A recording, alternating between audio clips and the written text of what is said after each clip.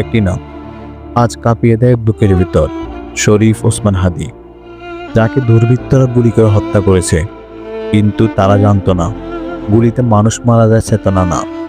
হাদীর কর্ম একটাই ছিল, ভারতীয় আধিপত্যবাদ মুক্ত একটি স্বাধীন মর্যাদাশীল বাংলাদেশ গড়া। এবং ইসলাম ছিল তার ভালোবাসা, জুলাই ছিল তার চেতনা।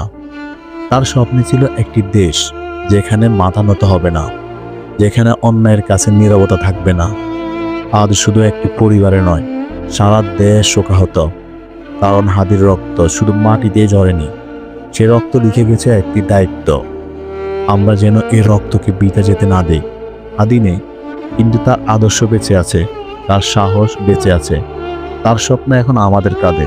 শহীদ শরীফ ওসমান হাদী, তুমি থাকো আমাদের চেতনায়, তুমি থাকো আমাদের লড়াই। তোমার রক্ত বৃথা যেতে দেব না, ইনশাআল্লাহ।